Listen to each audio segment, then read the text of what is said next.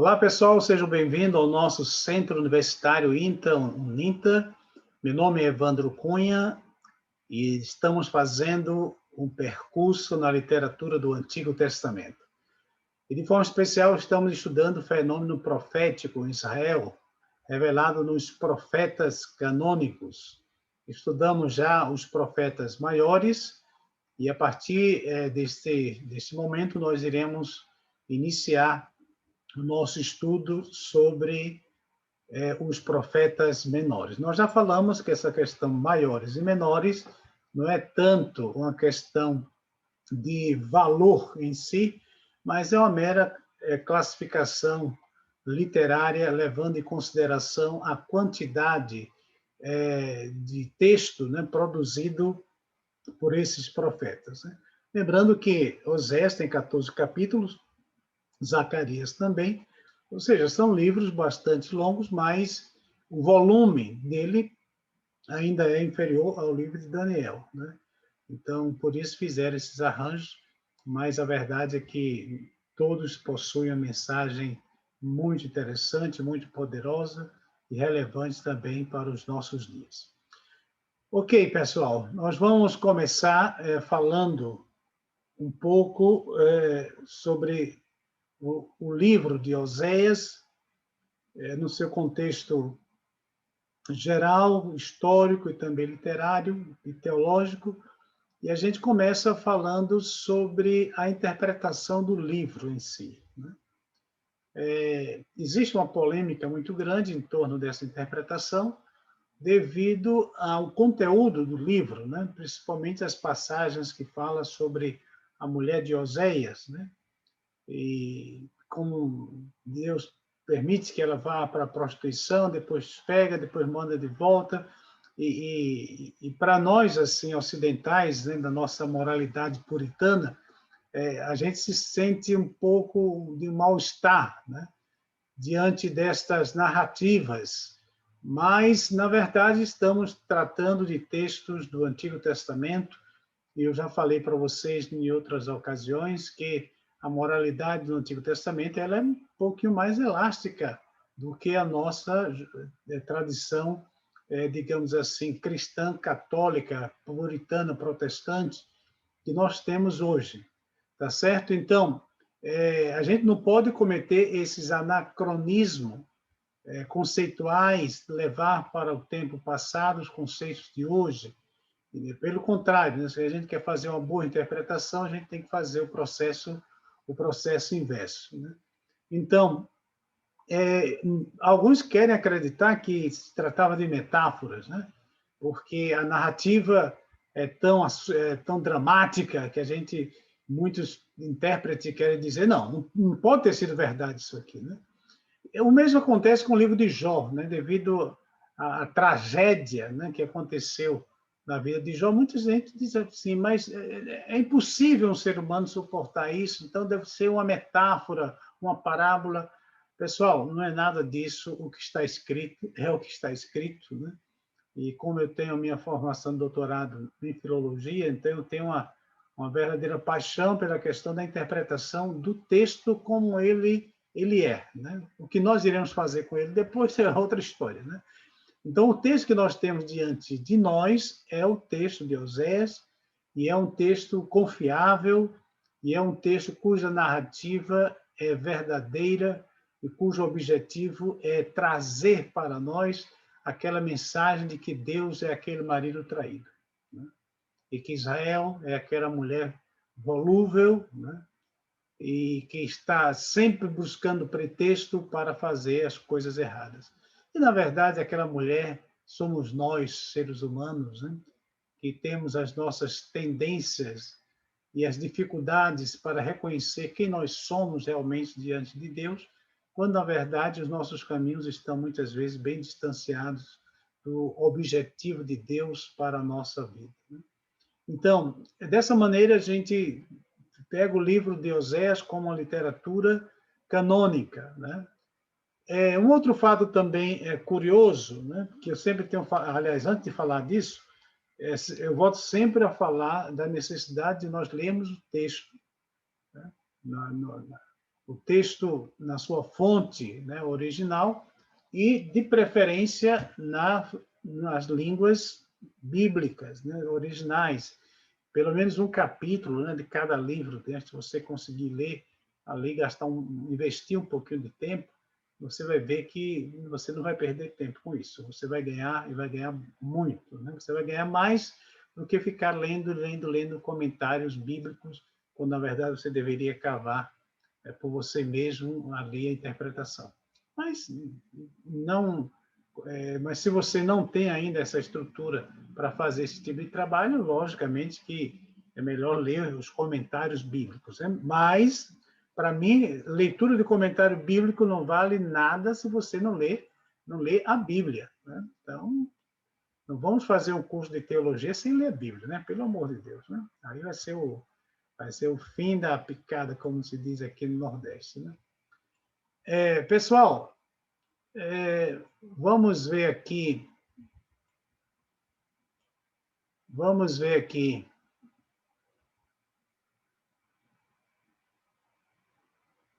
Algumas informações acerca de Oséias, né? Vamos dar uma olhadinha aqui. Oséias, capítulo 1. Aqui está o nome dele aqui, ó. Davar Adonai Asher Hayah El Hosheia. Não, Hosheia, exato. El Hosheia, Ben Iri. Então, aqui, palavra do Senhor que foi dirigida a Oséias, filho de Beri. Né?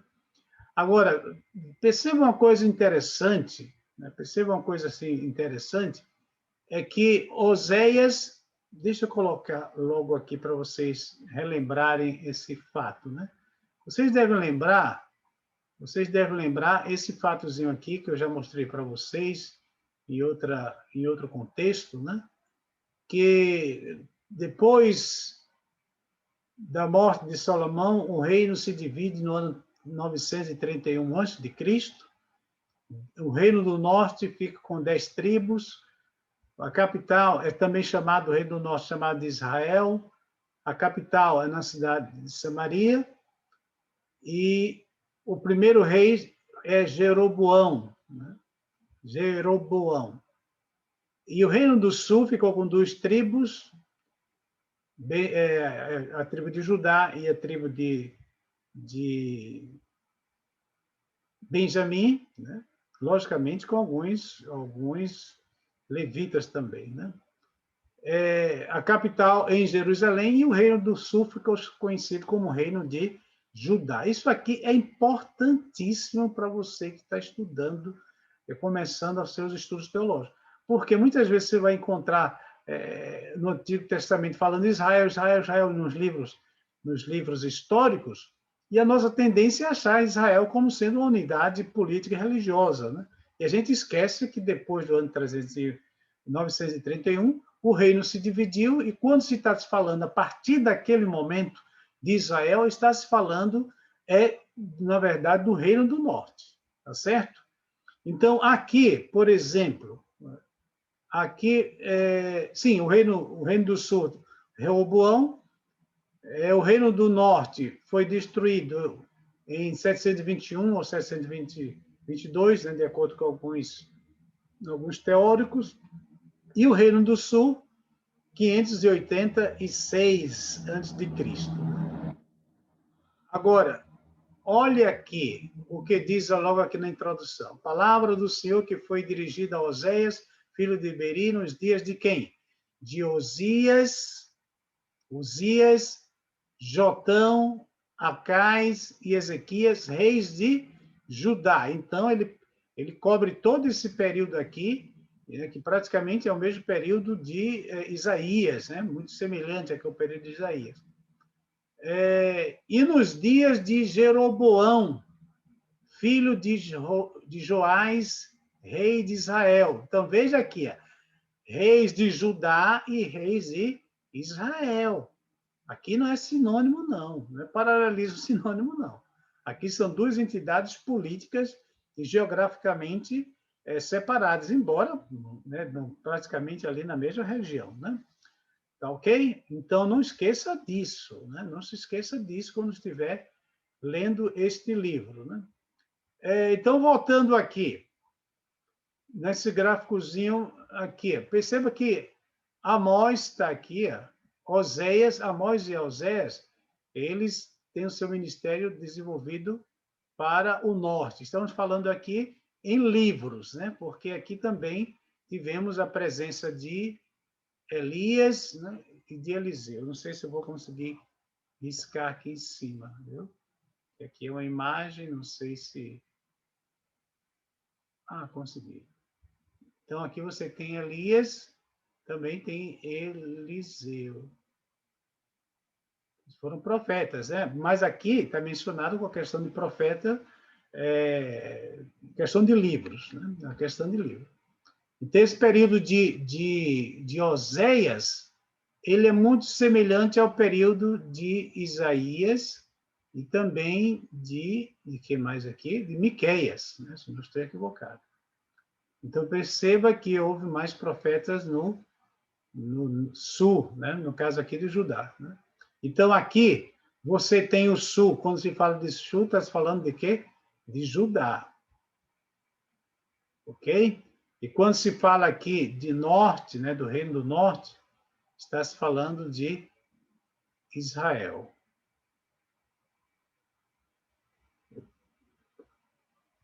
Ok? Deu para entender aqui direitinho, né?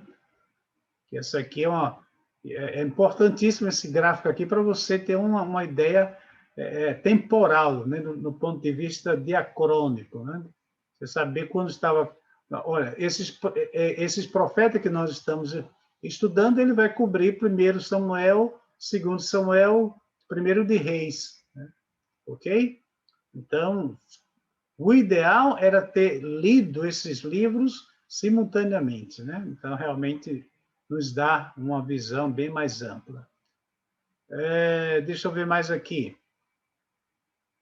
Olha aqui, o Reino do Norte, só para você ter uma ideia, geral, o Reino do Norte, Israel, o Reino do Sul, Judá, e aqui estão os profetas que viveram, né, que profetizaram nessas regiões. Aliás, nesses períodos proféticos, né? Voltando aqui. Então, por que isso aqui é importante, pessoal? Porque aqui você tem uma ideia temporal e também a questão geográfica e política, no reino de Judá e o reino de Israel. E Osés é inserido nesse contexto com uma mensagem poderosa, dramática, para poder chamar a atenção do povo de Israel, né? Então, deixa eu ver aqui mais alguma coisa interessante. Ele enfrenta o Reino do Norte. O Reino do Norte tinha problemas sérios com a idolatria, pessoal, né? O Norte tinha problema sério com a idolatria. Deixa eu só colocar aqui. O Reino do Norte tem problema sério com a idolatria. Principalmente a questão do bezerro de ouro. Questão do bezerro de ouro. O bezerro de ouro que eles refizeram, né? Fizeram um bezerro de ouro no norte, tentaram fazer um culto paralelo, né, a Israel, ao culto de Judá. E a mensagem de Osés é chamando a atenção para isso, né?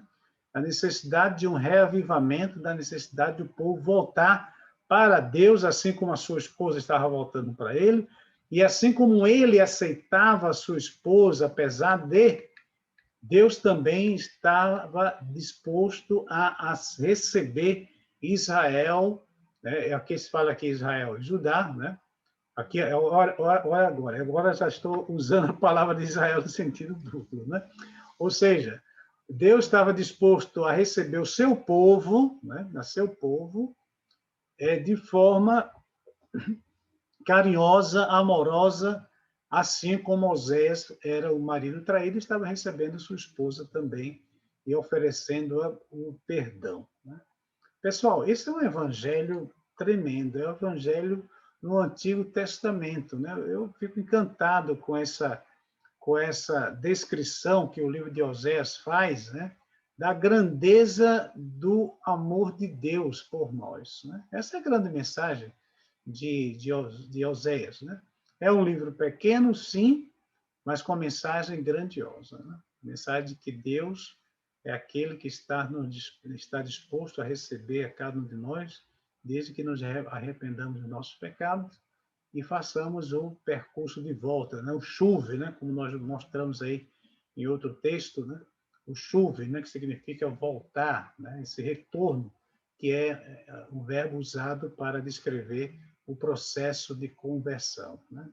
Então, queridos, é basicamente isso aí, que é informações necessárias para que você tenha, para que possa compreender, ao estiver manuseando aí o nosso material didático e também outras leituras que você estiver fazendo, sempre lembrando, né, que o curso oscila entre conhecimentos mais avançados, outros mais medianos, tendo em vista os vários níveis, né, dos nossos alunos, né? Temos alunos que já têm faculdades, alunos que já estudam teologia há muito tempo por conta própria, e tem outros que estão começando agora, né? Então, os nossos conteúdos, eles oferecem um patamar que você pode crescer, mas que você não pode como diminuir, de hipótese alguma, né? E se você sente que poderia avançar um pouquinho mais, você nos escreva, né? Escreva aí para a coordenação e para entrar em contato comigo e a gente envia materiais adicionais e a gente também pode trocar algumas ideias, né? Podemos marcar aí no Meet um momento, né? Só com os estudantes de teologia. Tá certo? Então, forte abraço, queridos, bons estudos e que Deus nos abençoe e nos proteja. Em nome do Senhor Jesus.